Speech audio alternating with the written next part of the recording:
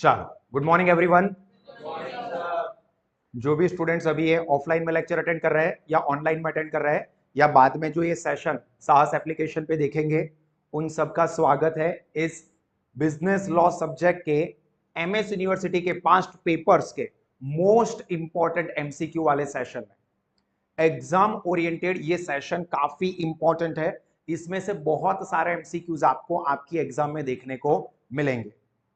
जैसा आपको पता है कि बिजनेस लॉ सब्जेक्ट ऑलरेडी बहुत वाइड है, बहुत सारे कॉन्सेप्ट कॉम्प्लिकेटेड है, इसमें याद रखना डिफिकल्ट है। अभी सारी चीजें सारे टॉपिक्स आपने याद भी रखे, बट एमसीक्यू के अंदर ट्विस्टिंग होता है, वर्ड्स चेंज होते हैं, तो स्टूडेंट्स काफी कंफ्यूज हो जाते हैं और इसी के लिए ये सेशन रखा हुआ है। इससे पहले आप लोगों ने अगर ये बिजनेस लॉ के रिविजनल सेशंस ना देखे हो तो वो देख लेने चाहिए। अगर अभी तक नहीं देखे तो अब देख लेना, तो सारे के सारे कॉन्सेप्ट आपके क्लियर हो जाए। बिजनेस लॉ के जनरल एमसीक्यू के डिस्कशन वाला सेशन भी, वीडियो भी मैंने रखा हुआ है, वो भी देख लेना है। और ये तो मोस्ट इंपॉर्टेंट है। अगर आगे के कॉन्सेप्ट वाला वीडियो आपने देखा हुआ है तो ये सेशन आपको काफी इजी लगेगा। अगर नहीं देखा है तो अभी ये सारे एमसीक्यूज को ध्यान से समझना, ताकि ये सारे के सारे कॉन्सेप्ट क्लियर हो जाए। ये पूरा पैम्पलेट एमसीक्यू के पास्ट पेपर्स का आपको एप्लीकेशन के ऊपर मिल जाएगा। मैं यहाँ पर जो टिक मार्क करवाऊंगा, जो नोट डाउन करवाऊंगा, वो सारी चीजें भी ये लिखी हुई ही आपको एप्लीकेशन पे मिलेगी। तो पेपर तो एज इट इज रहेगा ही। हर एक ऑप्शन का क्या मतलब है, क्या चेंज हो सकता है, क्या ट्विस्टिंग हो सकता है एमसीक्यू में, वो सारी चीजें इस सेशन में मैं कवर करने वाला हूं। ठीक है, तो बहुत ही ध्यान से सारे स्टूडेंट्स को इसे समझना है। चलिए, सबसे पहला question, which of the following convey the meaning of consensus ad idem। इसके अंदर जो वर्ड्स है, प्रोनाउंसिएशन है, वो भी काफी कॉम्प्लिकेटेड होते हैं, स्टूडेंट्स कंफ्यूज्ड हो जाते हैं। कंसेंसस एड इडम, कंसेंसस मतलब एग्री होना, बधाए नक्की करो। तो कंसेंसस एड इडम का मतलब होता है agree upon the same thing in the same sense. This is the actual meaning of this word. Consensus ad idem means agree upon same thing in the same sense. मतलब मैं और आप जो दो पार्टी है कॉन्ट्रैक्ट की, वो दोनों पार्टी उस चीज को सेम सेंस में ले रहे हैं। जैसे कि मैं बोल रहा हूं कि मैं आज आपको रिविजनल सेशन करवाने वाला हूं। अभी मेरे माइंड में चल रहा है बिजनेस लॉ का रिवीजन, आपके माइंड में चल रहा है एफएम का रिवीजन। तो ये कंसेंसस एड इडम नहीं हुआ, हम दोनों के माइंड एक चीज पे एग्री नहीं हुए। जबकि मैं ये कहता हूं कि आज बिजनेस लॉ के लेक्चर में कंप्लीट रिवीजन सेशन होने वाला है, मेरे माइंड में भी बिजनेस लॉ सब्जेक्ट ही है, आपके माइंड में भी बिजनेस लॉ सब्जेक्ट है, तो उसको हम बोलेंगे कंसेंसस एड इडम, मतलब agreeing upon the same thing in the same sense, जिसको हम कहते हैं मीटिंग ऑफ माइंड। एग्रीइंग बोलो या मीटिंग बोलो, मतलब सबके माइंड इक्वल चीज पे एग्री हो गए। मैं यहां पर जो भी आंसर है उसको टिक करता जाऊंगा।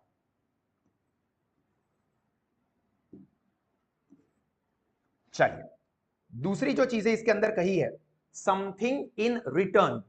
समथिंग इन रिटर्न वर्ड के लिए कौन सा वर्ड यूज होता है कॉन्ट्रैक्ट एक्ट में, पता है? क्विड प्रो क्यो। क्विड प्रो क्यो, ये जो एक्स्ट्रा चीज है वो मैं दूसरे कलर की पेन से लिखता हूं, क्विड प्रो क्यो। इसके ऊपर भी आगे एमसीक्यू पूछा ही है, तो आने ही वाला है, don't worry. Competency of parties, मतलब पार्टी कॉन्ट्रैक्ट करने के लिए कैपेबल होनी चाहिए। कैपेबल के लिए क्या क्या चीजें आती है बेसिकली? एज ऑफ मेजॉरिटी, 18 साल से बड़ा होना चाहिए। मेरे जैसा पर्सन ऑफ साउंड माइंड होना चाहिए, आप जैसा नहीं चलेगा, अनसाउंड माइंड नहीं चलेगा। पार्टी जो है वो डिस्क्वालिफाइड फ्रॉम कॉन्ट्रैक्टिंग नहीं होनी चाहिए।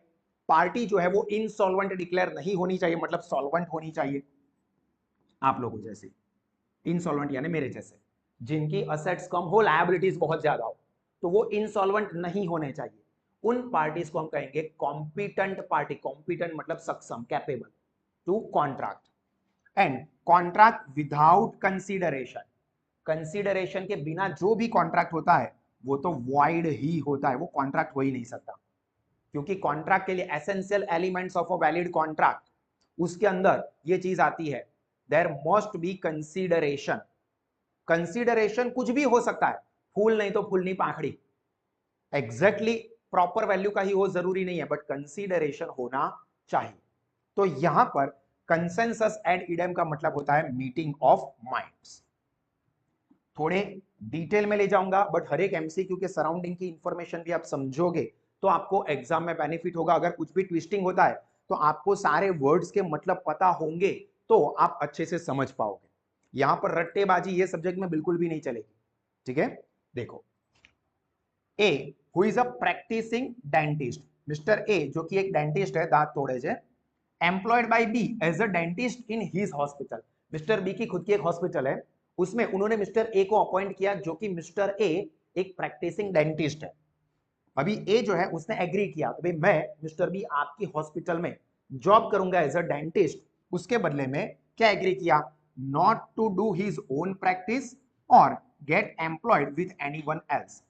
मिस्टर ए एश्योरेंस देता है कि भाई मैं आपकी हॉस्पिटल में एज अ डेंटिस्ट काम करने वाला हूं, तो फिर मैं खुद की प्रैक्टिस नहीं करूंगा, ना ही मैं कहीं पे और एज अ डेंटिस्ट ज्वाइन करूंगा, ठीक है। While in service of B, A ने क्या किया, तोड़ दिया, अपने वादे से मुकर गया। A started his own independent practice of a dentist. मतलब मिस्टर ए ने ये बोला था कि मिस्टर बी मैं आपके हॉस्पिटल में काम करूंगा तो मैं कहीं पर भी और जॉब नहीं करूंगा, ना मैं खुद की प्रैक्टिस करूंगा, क्योंकि ऑब्वियसली मैं फॉर एग्जांपल यहां पर सास इंस्टीट्यूट में जॉब करता हूं और बाजू में ही मेरे खुद के भी क्लास शुरू कर दूंगा, तो क्या होगा, सास इंस्टीट्यूट को डैमेज होगा, नुकसान होगा कि मैं यहां से ही प्लेटफॉर्म लेके फिर मैं बाजू में अपना ही क्लास शुरू कर रहा हूं, तो स्टूडेंट्स ऐसा हो सकता है कि डाइवर्ट हो जाए, तो बिजनेस को डैमेज होगा। तो यहां पर मिस्टर बी जिन्होंने मिस्टर ए को एज अ डेंटिस्ट रखा हुआ था, क्योंकि मिस्टर ए ने प्रॉमिस किया था कि भाई मैं अपनी प्रैक्टिस नहीं करूंगा, ना ही कहीं पे जॉब करूंगा एज अ डेंटिस्ट, तो यहां पर mister B can sue mister A for damage. उनको जो नुकसान होता है मिस्टर ए को, उसके लिए वो केस कर सकते हैं, तो यहां पर आएगा for damage. Specific performance of a contract यहां पर नहीं आएगा। स्पेसिफिक परफॉर्मेंस कैसे हो सकता है, फॉर एग्जाम्पल मैंने सास इंस्टीट्यूट के साथ कॉन्ट्रैक्ट किया हो कि भाई मैं स्टूडेंट्स को बिजनेस लॉ सब्जेक्ट के रिवीजन सेशन दूंगा, फिर 5 एमसीक्यू करवाए, अच्छा भाई मैं चलता हूं, अभी मैं नहीं करवाऊंगा, मैं जा रहा हूं, तो यहां पर सास इंस्टीट्यूट मुझे फोर्स कर सकता है फॉर स्पेसिफिक परफॉर्मेंस कि भाई आपने जो प्रॉमिस किया था वो लेक्चर कंप्लीट करो। मैं बोल दूंगा कि आपके पैसे मैं लौटा देता हूं, नहीं, पैसे नहीं चाहिए, स्टूडेंट को प्रॉमिस किया हुआ था वो सेशन लेके दो। तो यहां पर उस सिचुएशन में स्पेसिफिक परफॉर्मेंस होगा। मेरी बर्थडे पर मैंने फॉर एग्जांपल अरिजीत सिंह को बुलाया कि आके यहां पर गाना गाना, मीका सिंह को बोला हुआ है कि गणपतचर दारूला बजाना, अभी वो बोल रहा है कि मैं नहीं आऊंगा, तो उस केस में मैं स्पेसिफिक परफॉर्मेंस के लिए सूट फाइल कर सकता हूं कि भाई आप आओ और आपने जो कमिट किया था वो परफॉर्मेंस दो। इंजंक्शन, इंजंक्शन क्या होता है, court order for specific performance.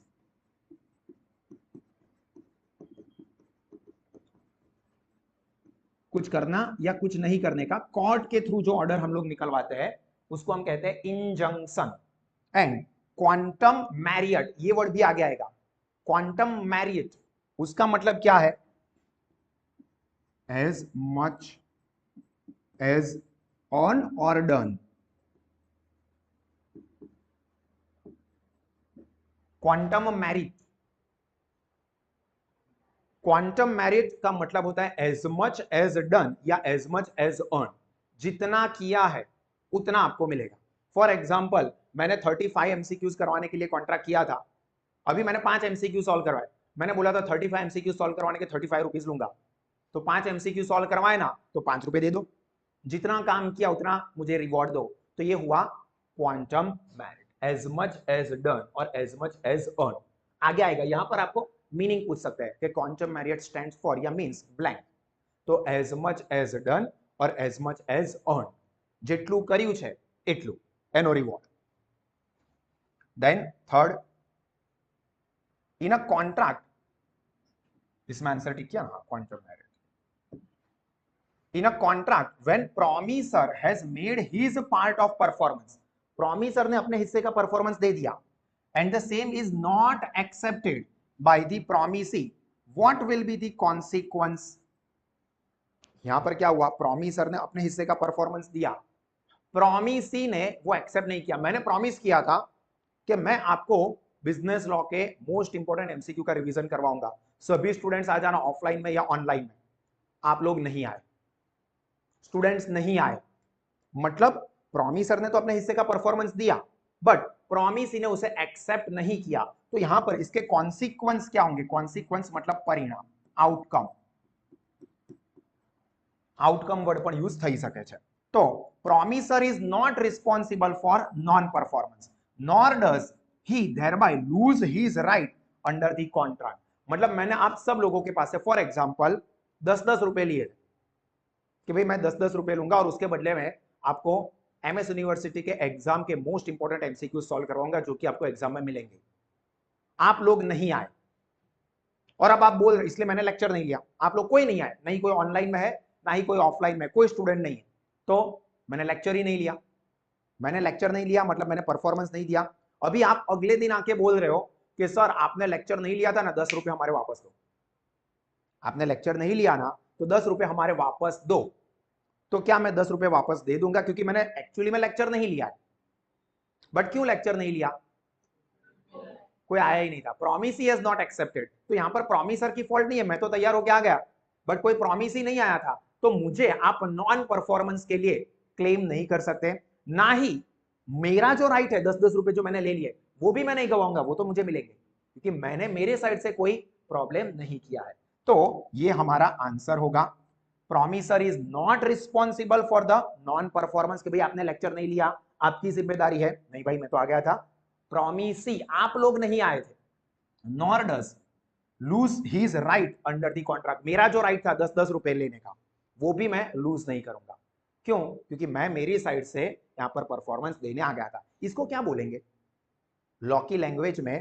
Promiser अपने साइड से परफॉर्मेंस देने की कोशिश कर रहा है बट प्रॉमिसी या तो वो परफॉर्मेंस एक्सेप्ट नहीं कर रहे हैं या परफॉर्मेंस देने नहीं दे रहे, तो उसको क्या कहते हैं? आगे आएगा एमसीक्यू में. टेंडर या टेंडर परफॉर्मेंस या अटेम्प्टेड परफॉर्मेंस. टेंडर परफॉर्मेंस और अटेम्प्टेड परफॉर्मेंस मतलब वहां पर प्रॉमिसर अपने साइड से कोशिश करता है परफॉर्मेंस देने की, प्रॉमिसी जो है वो परफॉर्मेंस देने नहीं दे रहा.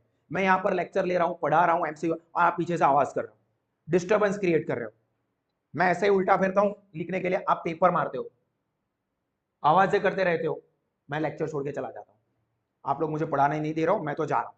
फिर आप कंप्लेन कर रहे हो सर आपने लेक्चर नहीं लिया, 10-10 रुपए वापस दो. नहीं दूंगा क्योंकि मैंने अटेम्प्टेड परफॉर्मेंस दिया था, मैं कोशिश कर रहा था. तो ये हमारा आंसर रहेगा. दूसरे ऑप्शंस देख लेते हैं. Promiser is not responsible for non performance. देखो इतना हिस्सा सही है कि प्रॉमिसर रिस्पॉन्सिबल नहीं होगा but he loses his right under the contract, मतलब मुझे 10-10 रुपए वापस करने पड़ेंगे, वो नहीं. तो ये गलत हो गया. पहला वाला पार्ट यहां तक का सही है, ये सही है बट ये पार्ट गलत है. Then promisor is responsible for non performance. अभी यहां पर यही गलत तो भाई आपकी जिम्मेदारी है. स्टूडेंट्स आते क्यों नहीं है? आप जाओ घर पे जाके लेके आओ सबको, वो मेरी जिम्मेदारी थोड़ी है. और promiser is not only responsible for non performance but also loses his right. मतलब जिम्मेदारी भी मेरी, 10-10 रुपए भी वापस करो. आंसर रहेगा ऑप्शन ए. जो परफॉर्मर है, प्रॉमिसर है, he is not responsible for non performance nor he lose his right. जो मेरा 10-10 रुपए लेने का राइट है वो भी मैं नहीं गवाऊंगा. फोर्थ, देखो सीक्वेंस थोड़ी कंटिन्यूअस ही चलेगी, बीच में मैं टाइम नहीं दूंगा क्योंकि हमें सारे एमसीक्यूज टाइम पर कंप्लीट करने हैं. इसलिए आप फिर से जब एप्लीकेशन से वीडियो देखते हो तो कोई भी पार्ट कंफ्यूजिंग है तो उसको आप फिर से रिवाइंड करके सुन सकते हो. एप्लीकेशन के ऊपर ये पूरा पैम्पलेट भी आपको मिल ही जाएगा. ठीक है. In which of the following relationship presumption of undue influence. Undue influence मतलब इमोशनल अत्याचार. इसका कॉन्सेप्ट क्या है? Where one party is in a position to dominate the will of another party. एक पार्टी ऐसी पोजीशन पर है जो कि हाई पोजीशन पर होगी, जो कि दूसरे पर्सन की विल को मतलब उसकी इच्छा को डोमिनेट कर सकते हैं, प्रभुत्व. तो यहां पर जरूरी है कि एक अपर पोजीशन पे हो, एक लोअर पोजीशन पे हो और वहां पर इन्फ्लुएंस कर सकते हैं, जैसे कि पेरेंट एंड चाइल्ड. तो क्या यहां पर पेरेंट्स चाइल्ड के ऊपर इन्फ्लुएंस कर सकते हैं या नहीं कर सकते? हाँ, आजकल वैसे उल्टा है. चिल्ड्रन जो है वो बच्चों जो मींस जो बच्चे हैं वो पेरेंट्स को इन्फ्लुएंस करते हैं, નહીં અપાવો ને આઈફોન 14 તો મેં ખાવાનું નહીં ખાઉં, ગરબામાં નહીં જવા દો, નવા ચણિયા ચોળી नहीं અપાવો, नवी बाइक नहीं અપાવો तो मैं घर छोड़ीને जाऊं છું। तो ये हम अनड्यू इन्फ्लुएंस पेरेंट्स पे करते हैं। हालांकि पहले क्या होता था, पेरेंट्स चिल्ड्रन पे करते हैं, तो यहां पर होता है क्योंकि पेरेंट्स पोजीशन पे है। Then religious adviser and disciple, disciple मतलब शिष्य, गुरुजी અને શિષ્ય। તો અહીંયા એવું નથી, આપણને આસારામ બાપુએ એડવાઇસ આપી કે એકદમ ઈમાનદાર રહેવાનું, પરાઈ સ્ત્રી નહીં જોવાની, એ જે કરતા હોય આપણે બધું નહીં વિચારવાનું, આપણે નહીં કરવાનું। તો તમે એકદમ હા, બાબા રામદેવે બી કીધું છે યોગા કરો, હવે નવરાત્રીમાં નહીં જઈએ, કશું જ નહીં જોઈએ, એ તો કે हमें तो करीશું। तो यहां पर ये पोजीशन ऐसी नहीं है कि वो अनड्यू इन्फ्लुएंस कर सके। बाकी इसमें तो कंपलसरी होता ही है, सॉलिसिटर एंड क्लाइंट मतलब लॉयर અને એનો ક્લાયન્ટ, લેન્ડલોર્ડ એન્ડ ટેનન્ટ માલિક અને ભાડુઆત, આ લોકોની વચ્ચે તો હોય જ છે શું, અનડ્યુ ઇન્ફ્લુઅન્સના રિલેશનશિપ। मतलब હોય જેવું જરૂરી નથી પણ થઈ શકે છે। અનડ્યુ ઇન્ફ્લુઅન્સની પોઝિશન છે કારણ કે એક પાર્ટી બીજી પાર્ટીની વિલને ડોમિનેટ કરી શકે છે। Then responsibility of finder of the goods, finder of the goods ये पूरा एक आपको कॉन्सेप्ट ही आ चुका था, bail, contract of bailment. Bailment का कॉन्ट्रैक्ट क्या होता है कि जहां पे फॉर एग्जांपल मैं मेरा मोबाइल फोन यहां पर भूल गया, या आप यहां पर बैठे हुए हो, किसी का कैलकुलेटर यहां पर रह गया है, अभी वो कैलकुलेटर या वो मोबाइल फोन मुझे मिला और मैं बहुत ईमानदार, आपका फोन देख के मेरे मन में कोई लालच नहीं आई, तो मैं क्या करूंगा, मेरी रिस्पॉन्सिबिलिटी रहेगी कि ये गुड्स को, चाहे वो मोबाइल फोन हो या कैलकुलेटर हो, मैं उसके ट्रू ओनर को वापस करूं। उसके बदले में वो मुझे कुछ नहीं देगा, फिर भी ये मेरी रिस्पॉन्सिबिलिटी है कि मैं ट्रू ओनर को गुड्स दे दूं। इसको हम कहते हैं बेलमेंट का कॉन्ट्रैक्ट, और जिसको गुड्स देने हैं वो हो जाएगा बेली। तो responsibility of the finder of the goods is that of bailee. Bailee मतलब जो गुड्स मोकलनार હોય ને તે, like truck driver. Truck driver का काम क्या होता है कि भाई जो गुड्स है वो उसके सही ओनर के जो भी गोडाउन है या जहां पर भी पहुंचाने वहां तक पहुंचा दे, इसको रिस्पॉन्सिबिलिटी है। Similarly finder of the goods, ये रिस्पॉन्सिबिलिटी है कि वो ट्रू ओनर को ये गुड्स पहुंचा दे। तो responsibility of the finder of the goods is that of bail. और ये सिचुएशन में जो कॉन्ट्रैक्ट होता है उसको कहते हैं contract of bailment. Then sixth number, mister A owes 50,000 to mister B. Mister A जो है उनको 50,000 रुपए मिस्टर बी को देने हैं। ये मिस्टर ए है, उनको 50,000 रुपए देने हैं मिस्टर बी को। अभी यहां पर मिस्टर बी जैसा आपको पता है ये बहुत अच्छे हैं, उन्होंने क्या किया, accept 30,000 in full settlement of outstanding due. 50,000 रुपए लेने थे मिस्टर बी को मिस्टर ए के पास से, उसके बदले में मिस्टर बी ने 30,000 रुपए ले लिए फाइनल सेटलमेंट में। ठीक है, 50,000 की जगह पे 30,000 दे दो, हिसाब क्लियर। तो यहां पर क्या कॉन्सेप्ट हुआ, जो ड्यू होता है एक्चुअल अमाउंट जो है उसे लेसर अमाउंट, लेसर कम अमाउंट एक्सेप्ट की तो उसको कहते हैं रिमिशन। रिमिशन का मतलब होता है टू एक्सेप्ट लेसर अमाउंट या lesser performance, accept less. Less performance हो सकता है या लेस अमाउंट हो सकती है, कुछ भी, तो उसको कहते हैं remission.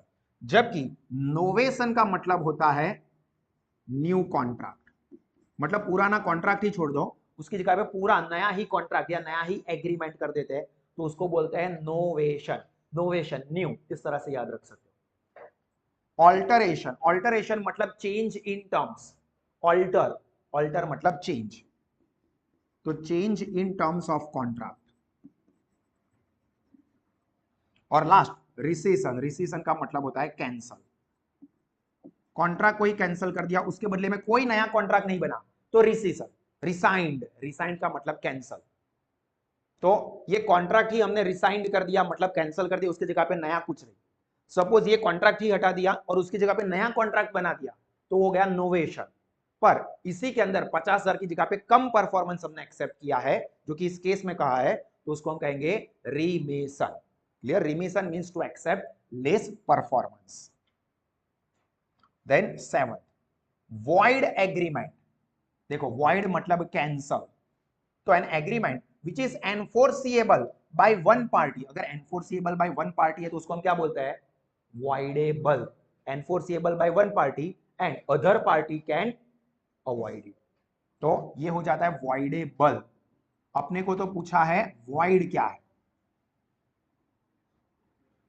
An agreement not enforceable by law, agreement which is not enforceable by law is called void, तो ये सही है, ये डेफिनेशन में आ गया। Agreement which is criminal in nature, ये क्या होता है? ये अपना आंसर है, तो आंसर वाला मैं अलग पेन से लिख देता हूं।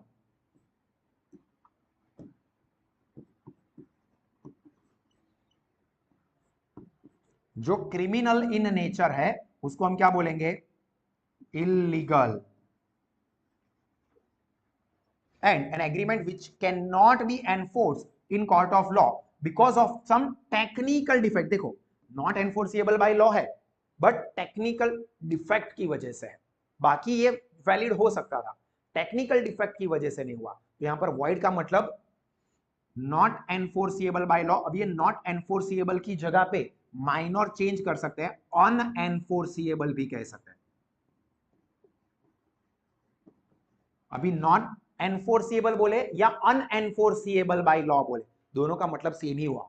फिर ऐसा ना हो कि सर आपने तो सिखाया था कि नॉट एनफोर्सिएबल बाय लॉ, यहां पर तो ऐसा ऑप्शन ही नहीं था, यहां पर तो अनएनफोर्सिएबल बाय लॉ लिखा था, एक ही हुआ। अनएनफोर्सिएबल बोलो या नॉट एनफोर्सिएबल बोलो, दोनों का मतलब सेम हुआ। वर्ड्स को समझना बहुत जरूरी है इसमें। चले, when consent of a person is obtained by, consent मतलब permission, threat to commit suicide, પપ્પા નવો આઈફોન 14 અપાવો બાકી मैं હમણાં કૂદકો મારી દઉં છું पहला दादरा पर, मतलब सुसाइड कर लूंगा। तो यहां पर क्या किया? एग्रीमेंट टू कमिट, एग्रीमेंट या consent is obtained by threat to commit suicide. वो शोले मूवी देखा हो तो वीरू जो है वो पानी की टंकी के ऊपर चढ़ जाता है, बसंती अगर शादी के लिए हाँ नहीं करेगी तो सुसाइड, और बुढ़िया जेल में चक्की पीसिंग एंड पीसिंग। तो यहां पर उसने बसंती की कंसेंट ले ली, कैसे? By threat to commit a suicide. तो जहां पर भी सुसाइड इन्वॉल्व है, फिजिकल हार्म है, फिजिकल हार्म होता है तो उसको बोलते हैं कोercion।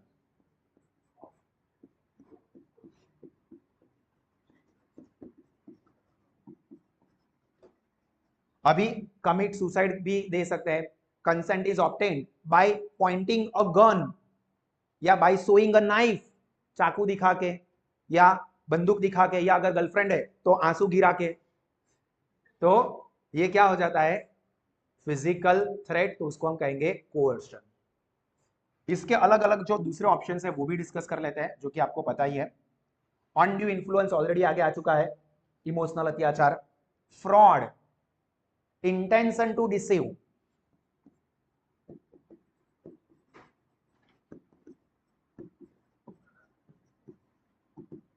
डिसीव मतलब છેતરવું, છેતરવાના પર્પસથી જ કોઈકને કોન્ટ્રાક્ટ કરવા માટે એન્કરેજ કર્યા છે। फिर हेराफेरी movie, chit fund, Bipasha Basu, हम लोग 21 दिन में पैसा डबल कर देते, तो उसको पता था।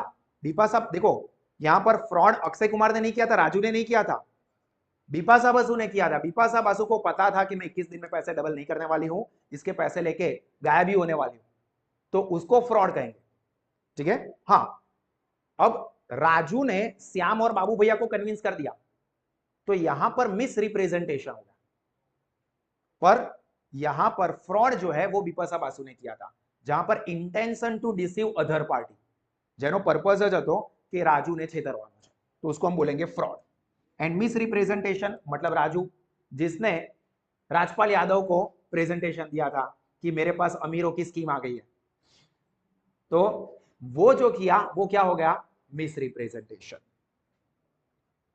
Mister P supports as infant son, infant એટલે નાનો બાળક,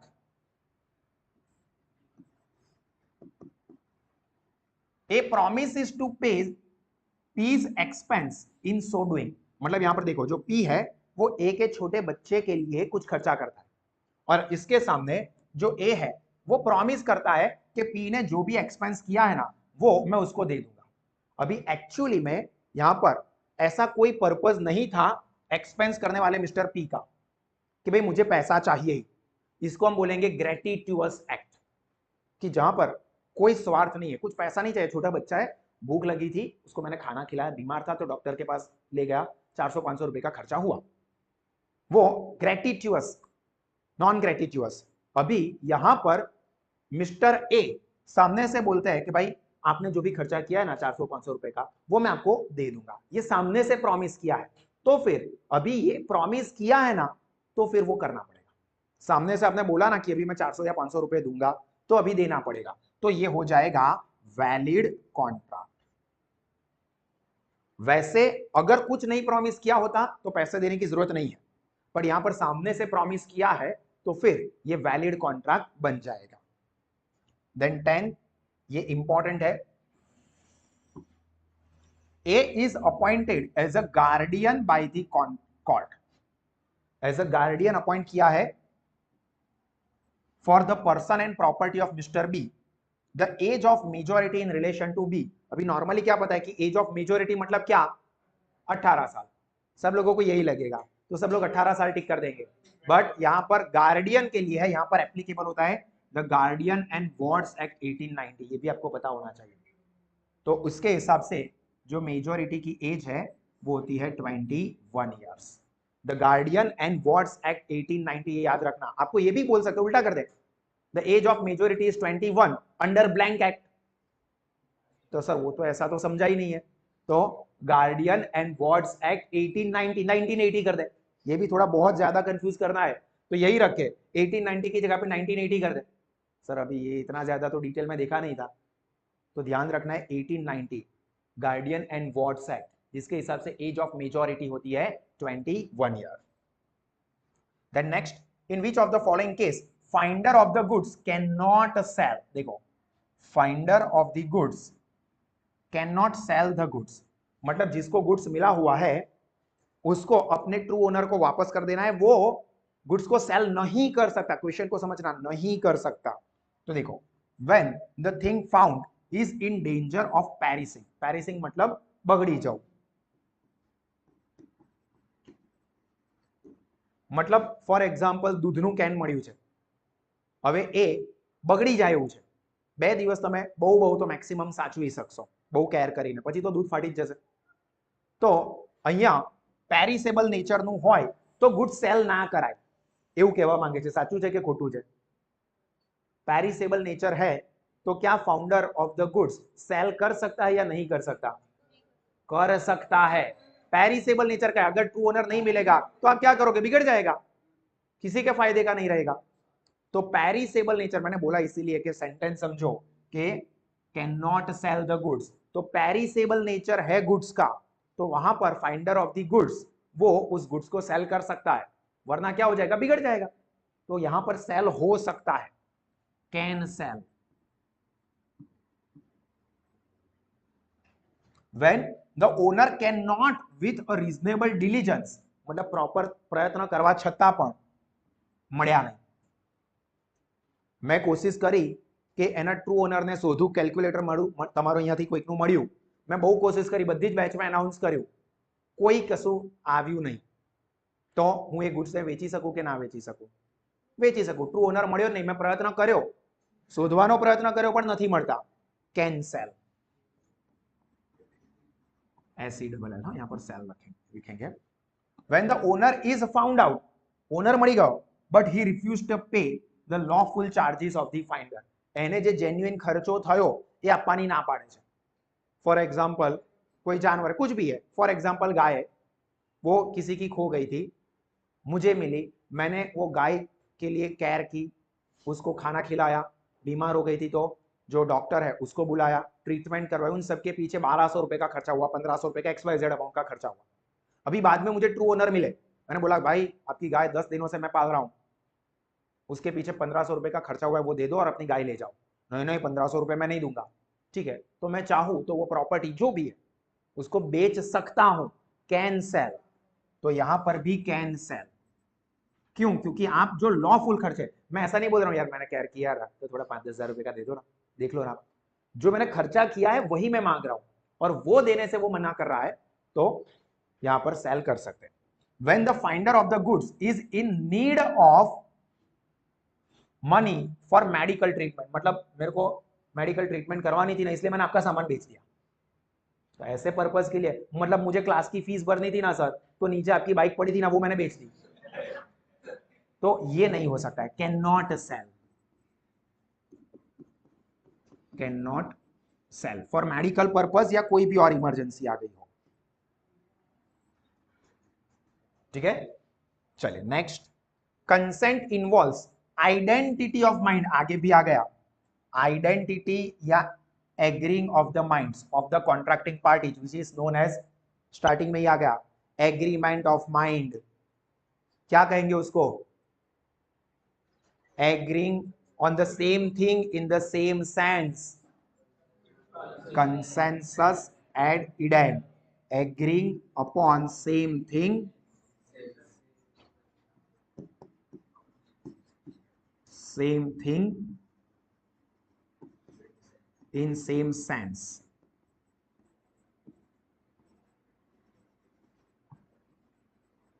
तो उसे हम कहेंगे identity of mind, agreement of mind, कुछ भी कह सकते हैं। क्विड प्रो क्यो ऑलरेडी आगे आ चुका है, चलो पहले इसको आंसर है तो इसको टिक कर देते हैं।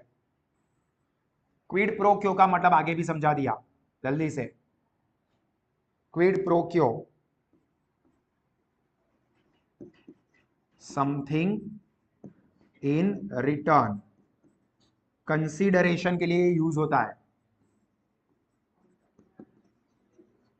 कंसीडरेशन के लिए ये चीज यूज होती है। एब initio, ab initio, ab initio from very beginning, शुरुआत थीज, कॉन्ट्रैक्ट विथ अ माइनर या agreement with a minor is void ab initio, शुरुआत थीज वॉइड, एब इनिशियो मतलब फ्रॉम स्टार्टिंग, शुरुआत थीज, एंड क्वांटम मैरियट, ये तो आगे भी आ गया, as much as earned or done, જેટલું કર્યું હોય તે પ્રમાણે, તો એને કહેવાશે ક્વોન્ટમ, ક્વોન્ટમ मतलब quantity, merit, clear? Then next, Hadley versus Baxendale is a leading case, ये आपको याद रखना है, हेडली वर्सेस जो बैक्सेंडल केस हुआ था दैट वाज ऑन डैमेज, मतलब जो डैमेज होता है वो कॉम्पनसेट करना पड़ेगा, फिर टाइप्स ऑफ डैमेज और वगैरह सब आगे आएगा, बट यहां पर ये याद रखना है, हेडली वर्सेस बैक्सेंडल डैमेज, इसका रिलेशन है डैमेज के साथ। Then contractual right and obligation is or are created by, तो कॉन्ट्रैक्चुअल राइट क्या रहेगा मेरा और कॉन्ट्रैक्चुअल ऑब्लिगेशन क्या रहेगा मेरा।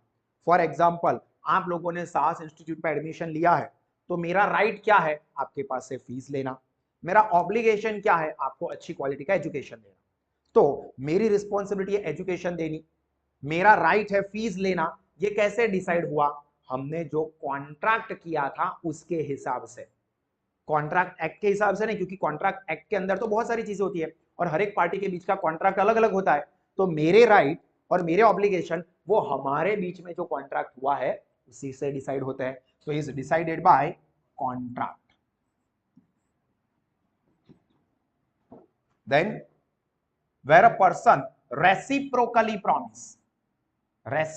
Promise firstly to do certain things which are legal, मतलब पहला आ वस्तु करीशु जे वस्तु के बीच है लीगल है, secondly under specified circumstances to do certain things which are illegal, now which one is valid, आमाथी शू वैलिड है, मतलब के हम गुजरात में मैंने प्रॉमिस की थी या कॉन्ट्रैक्ट किया था भाई पहले मैं आपको एजुकेशन दूंगा, उसके बदले में आपके पास से मुझे फीस मिलेगी, अब वो जो फीस आएगी उससे हम लोग खंभा लेंगे, कैरम, पोटली, दारू, मैं आप लोगों को पार्टी दूंगा। अभी दो चीज है, पहला मैं आपको पढ़ाऊंगा बदले में फीस लूंगा और फिर उस फीस से हम लोग दारू लेंगे और दारू पार्टी करेंगे, तो यहां पर ये सिचुएशन है। अभी देखो इसमें से क्या वैलिड है। तो फर्स्ट सेट ऑफ प्रोमिस मैं आपको पढ़ाऊंगा, क्या वो वैलिड है कि नहीं। सॉरी वो ना करें, बीजू हजू करवे तो कर दो, कर लो ना करो। पहला वैलिड है। Second is a void agreement, सही है। हाँ सर, वो आप कर ही नहीं सकते, इलीगल पर्पस के लिए कॉन्ट्रैक्ट हो ही नहीं सकता, कॉन्ट्रैक्ट तक पहुंचने की बात ही नहीं होगी, वो वहीं पे एग्रीमेंट लेवल पे ही वॉइड हो जाएगा। तो ये बिल्कुल सही है। पर दूसरे भी चेक कर लेते हैं। This is right. Contract is void मतलब पूरा कॉन्ट्रैक्ट खत्म नहीं। पहला जो पढ़ाने वाला है वो तो जेन्युइन है, उसमें कोई दिक्कत की बात नहीं है, तो पूरा कॉन्ट्रैक्ट वॉइड होगा नहीं। दोनों सेपरेट हो सके वैसे है, इसलिए अगर ऐसा है कि लीगल और इलीगल पार्ट सेपरेट नहीं हो सकते तो टोटल वॉइड। फॉर एग्जाम्पल मैं आपको अपॉइंट करता हूं एज अ मैनेजर दो जगह के लिए, एक मेरे क्लास को भी मैनेज करना है और दूसरा मेरा दारू का दुकान भी है उसको भी मैनेज करना है। उसके लिए मैं आपको सैलरी दूंगा पर मंथ 10,000 रुपए। ऐसा नहीं है कि यहाँ के 5,000 और वहां के 5,000, बस 10,000 रुपए की सैलरी दूंगा। आप दो चीजों को मैनेज करो, तो यहां पर लीगल और इलीगल सेपरेट नहीं हो सकते तो void.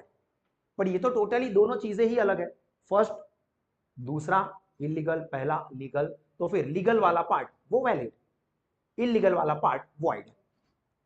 Whole contract is valid, पूरा कैसे हो सकता है, सेकंड वाला तो इलीगल है, इलीगल वैलिड हो ही नहीं सकता। And the contract is voidable, voidable मतलब एक पार्टी अवॉइड कर सकती है। जब इलीगल है तो पार्टी रेडी होती है या नहीं होती है उसके साथ लेना देना ही नहीं है, लॉ ही सीधा मना कर देता है। क्लियर।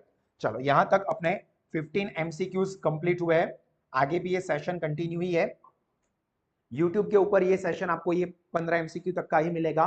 सास एप्लीकेशन के ऊपर ये पूरे का पूरा सेशन 34 एमसीक्यूज है, वो सारे के सारे एमसीक्यूज इसके ऊपर आपको देखने को मिलेंगे। पहले अभी लाइव में तो अच्छे से समझना ही है, फिर एक्स्ट्रा प्रैक्टिस के लिए, रिवीजन के लिए, एग्जाम के टाइम के लिए वो आप एमसीक्यूज देखोगे। और ये पैम्पलेट भी ऐप से ही डाउनलोड